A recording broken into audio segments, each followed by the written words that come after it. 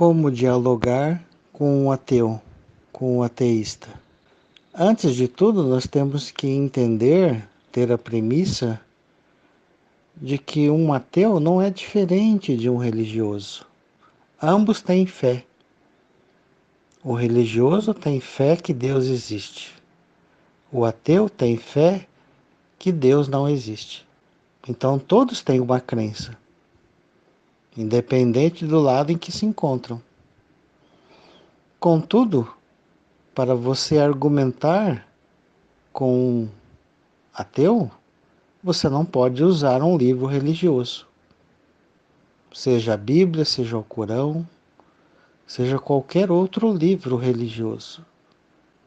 Para argumentar a existência de Deus, você inclusive não pode falar do próprio Deus. Você tem que usar as ferramentas e as armas que o ateu usa.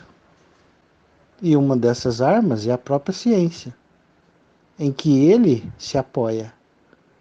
Então, se você souber fazer uma pergunta, se você souber argumentar, deixará o ateu sem respostas. Assim como você deixa sem respostas o deísta, aquele que crê em Deus, mas não consegue compreender todas as coisas do mundo que o cerca. Então, quanto mais abrangente for a sua pergunta, quanto mais profunda, racional for a pergunta, deixará ambos sem resposta, o deísta e o ateísta. Temos que entender que, independente se uma pessoa é deísta ou teísta, o caráter dela não é medido por esse aspecto. Por outro lado, sabemos que dentro dos ateístas encontramos pessoas orgulhosas, pois elas não admitem, não suportam um ser superior a elas. E por outro lado, muitos dos ateístas não creem num ser superior porque não encontraram argumentos suficientes para mudar de opinião. Da mesma maneira, vemos os deístas. Temos uma parte que é orgulhosa também, ao colocar apenas vida inteligente no planeta Terra. Sejam aqueles que creem na Terra plana, sejam aqueles que creem a Terra como o centro do universo. É um orgulho também. Quando seria mais fácil admitir que Deus sempre criou, que Deus continua criando e que não somos a última bolacha do pacote. Então percebam que o orgulho não faz parte de uma categoria ou de outra. Assim também a imaturidade espiritual também não faz parte não é parte exclusiva de um lado ou de outro. Em ambos os lados nós encontramos. No meio deísta também tem pessoas que não crê em muitas coisas mais profundas, exatamente porque ainda não conseguem entender ou compreender o conjunto da obra de Deus. Então, ambos os lados temos pessoas imaturas espiritualmente. E a própria natureza nos ensina que ela não dá saltos. Cada um tem o seu tempo de maturação. É Deus que desperta essas almas para o entendimento. E não são as almas que descobrem por si só. Apesar disso, esse vídeo tem por finalidade apresentar uma argumentação para se falar com os ateístas, para que aqueles que estão prontos para ser despertos possam despertar. Repito, não é a gente que vai fazer despertar, e nem os argumentos, mas é Deus. Assim como não adianta um deísta tentar convencer outro deísta a mudar de religião. Venha para minha igreja que aqui é melhor. venha para a minha religião que aqui é melhor. Ninguém enfia religião goela abaixo para as outras pessoas. E também ninguém convence de Deus para um ateu goela abaixo. É preciso que haja esse despertamento, como eu disse. Nós temos que entender como a cabeça do ateu funciona antes de fazer qualquer tipo de argumentação. O ateu ele se apoia somente naquilo que ele enxerga, naquilo que ele vê. As provas que ele diz ter é com base nisso. E um ateu, ele só crê entre o nascer e o morrer. Para ele, o nascimento é fruto do acaso. O nascimento é fruto da matéria, através da relação sexual que o pai e a mãe dele teve. Por isso ele está aqui. E que, ao passar pela morte, tudo se acaba. Então, por isso que o ateu ele crê entre o nascer e o morrer apenas. Ele não crê em nada antes e ele não crê em nada depois. Imagine como deve ser difícil para aqueles ateus que descobrem um câncer, ou para aqueles ateus que estão dentro de um avião que está prestes a cair. Qual não deve ser o desespero desses irmãos? Saber que o fim se aproxima sem ter esperança em nada, sem poder se agarrar em nada. Mas muitos desses ateus, nesse momento de desespero, ao final da vida, eles entram em conflito existencial dentro deles. E essa angústia de não encontrar o nada é uma forma de castigo para essas almas, para esses espíritos que são orgulhosos. É claro que, como eu disse no início desse vídeo, tem aqueles que não conseguem enxergar pela sua própria imaturidade. Então, tudo isso, lembre-se que Deus leva em conta. Quanto mais orgulhoso, maior a prova. Quanto mais imaturo, Deus age com misericórdia. Então, alguns ateístas estão em infarto fulminante e nem percebem que morreram. Só vão descobrir quando estiver no mundo espiritual, na eternidade. Então, esse é apenas um preâmbulo, uma introdução para deixar claro algumas coisas antes de entrar nas argumentações.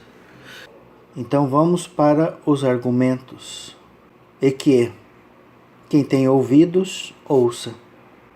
Quem está maduro para compreender, que entenda. O resto, que cada um siga o seu caminho, até que um dia desperte. Até que um dia os olhos e os ouvidos espirituais possam ser abertos. Então, a pergunta básica para um ateu, como eu disse, é usar a sua própria arma. Então, a natureza ela pensa? A natureza ela tem vontade? A natureza ela tem inteligência? A natureza ela tem sentimento? Então, como poderia a natureza, que não pensa, não tem vontade, não tem desejo, não tem inteligência, como eu disse, criar um ser dotado de razão, pensamento, vontade e sentimento? É impossível. Como a natureza poderia criar uma máquina chamada corpo humano de forma tão perfeita, onde o olho está no ponto mais alto do corpo e não no dedão do pé, aonde não veria quase nada. A orelha, órgão da audição, está também no ponto mais alto do corpo e não no dedão do pé ou no joelho. A boca, até o ânus, é um caminho perfeito por onde se passa uma verdadeira usina de processamento químico de alimentos. onde separa aquilo que presta daquilo que não presta. O que presta vai para todo o corpo. O que não presta vai ser descartado.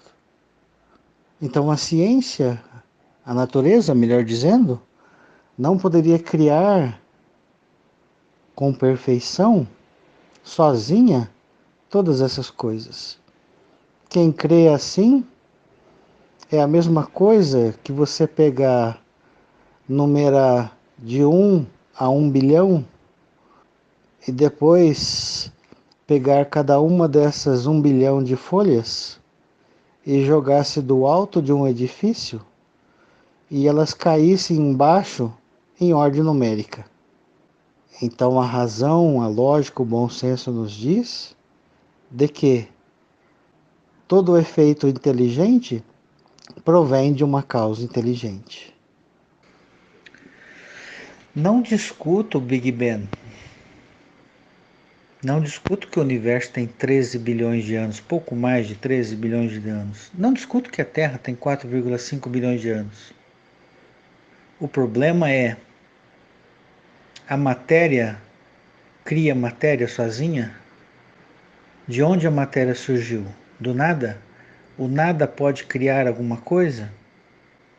Então, por que essa matéria estava condensada? De onde ela surgiu?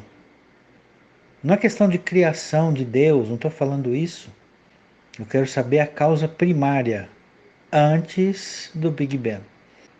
Ora, pela lógica, pelo bom senso, se essa matéria estava reunida em conjunto, num espaço pequeno, e por isso teve a explosão do Big Bang, leva-se a crer que, de alguma forma, ela se juntou.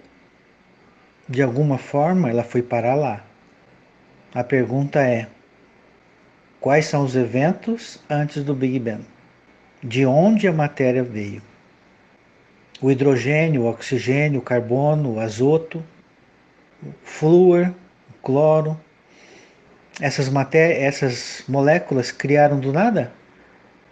Qual é a lei que fala que 2 moléculas de hidrogênio com uma de oxigênio vira água? A matéria criou sozinha essa lei? A rotação da Terra foi criada sozinha, perfeita, com um ciclo de 365 dias e 6 horas?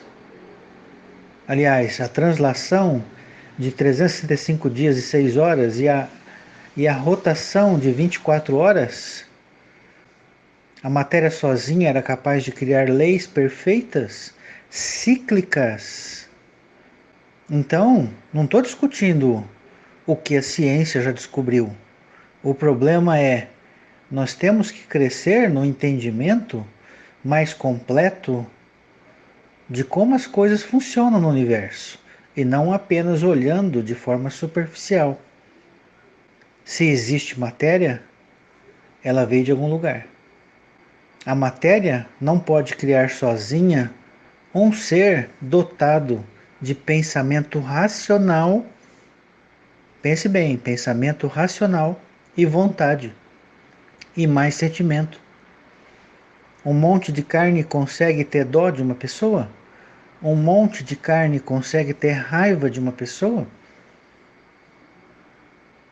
Em resumo, todas as leis que a ciência humana descobriu, que Einstein, por exemplo, descobriu, a lei da relatividade, as que Isaac Newton descobriu, eu te pergunto, a natureza sozinha iria criar essas leis automaticamente sozinha, perfeita? A matéria pensa para criar uma lei racional? Porque se o Einstein e o Isaac Newton descobriram leis perfeitas e podem ser comprovadas, então essa lei ela é racional. A lei da gravidade é racional. A lei da inércia de ação e reação é racional. Então as leis que regem a natureza, que o homem descobre, a própria natureza era capaz de criar sozinha esta lei perfeita? Este é o X da questão. Então, o que nós observamos é que existem dois lados opostos radicais e que podemos chamá-los de religião. Uma delas é a religião tradicional, que é com base na fé de que existe um Deus. Mas, infelizmente, os radicais religiosos da fé, da crença em Deus, desprezam a ciência humana, sendo que as leis que a ciência descobre não vieram do acaso, não vieram do nada. Ela foi criada por um ser inteligente e que os homens o chamam de Deus. E cada religião tem um nome para esse Deus. Isso pouco importa. Do outro lado da religião existem os ateístas. São pessoas que não creem em Deus e creem apenas na ciência humana. Só que tanto os ateístas quanto os deístas, quando a pergunta fica complicada e difícil de responder, eles dizem: não sei, isso não se sabe. Quando o homem for inteligente o suficiente, ele vai poder andar em equilíbrio, nem tanto ao mar, nem tanto à terra. Nem fanático religioso, crente em Deus, e nem cego ateísta, que crê só na ciência e não crê num ser superior que criou todas as coisas. O ser humano inteligente será aquele que conciliará a ciência com a religião, porque ambas provêm de uma mesma fonte. Leis físicas e leis espirituais são criadas por um Deus inteligente, sábio, racional.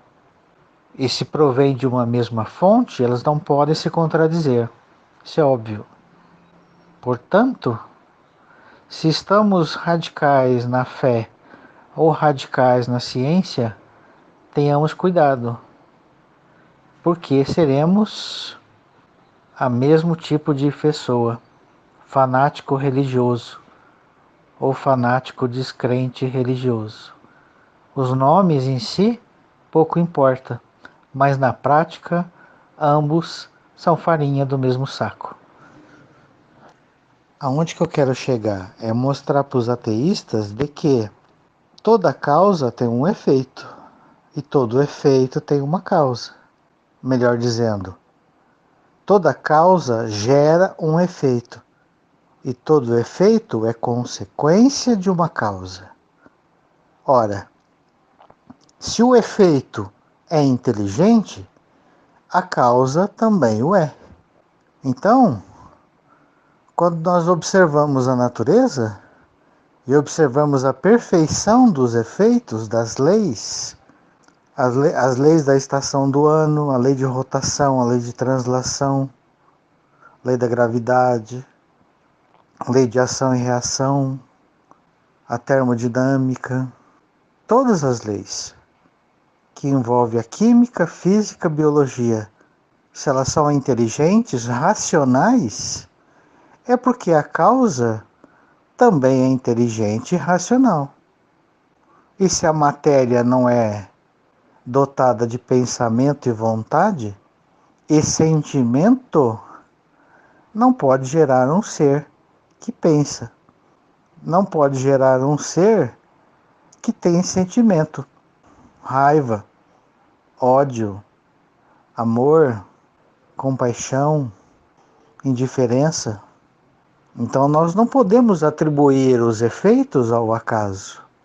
Porque, como eu disse, se os efeitos são inteligentes, as causas também são inteligentes. Se nós negarmos isso, a nossa teoria é totalmente sem sentido, irracional. Um exemplo para terminar. A ciência estuda a trajetória de uma bala. Então é a ciência balística.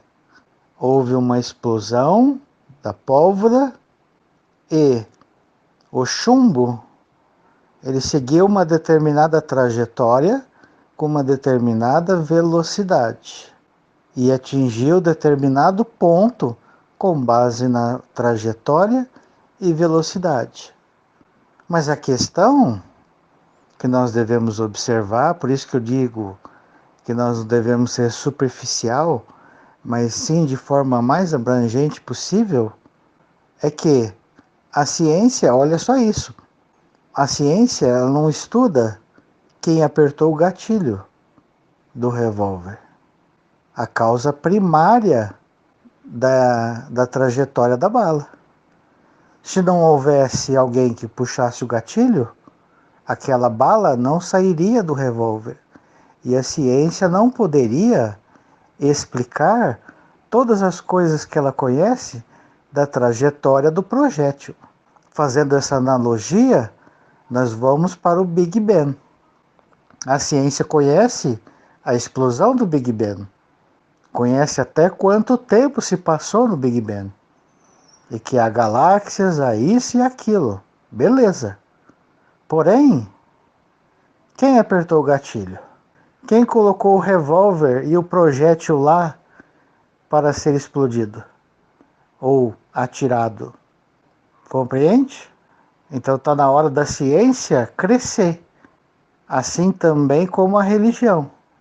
A religião não desprezar a ciência e a ciência não desprezar a religião. Quando eu falo religião, é a boa religião. Não é religião A, B, C, D, E.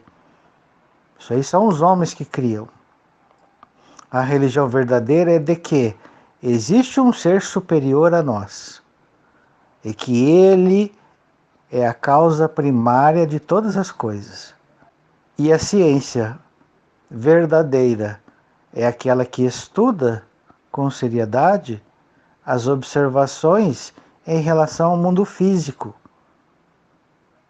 mas que ela não nega a existência de um ser inteligente por trás da ciência que ela estuda. Então finalizo esse breve vídeo. Em primeiro lugar, vou colocar na descrição um estudo que eu fiz há um tempo atrás sobre ciência e religião que vai complementar mais algumas coisas. E em segundo lugar, nós temos que ter em mente de que não adianta enfiar goela abaixo. Ah, você tem que crer em Jesus, você tem que crer em Yeshua, você tem que crer em Maomé, você tem que crer em Gandhi, seja lá o que for, para um ateu. Primeiro você tem que desconstruir a construção do ateu. Tirar os alicerces aonde ele se sustenta.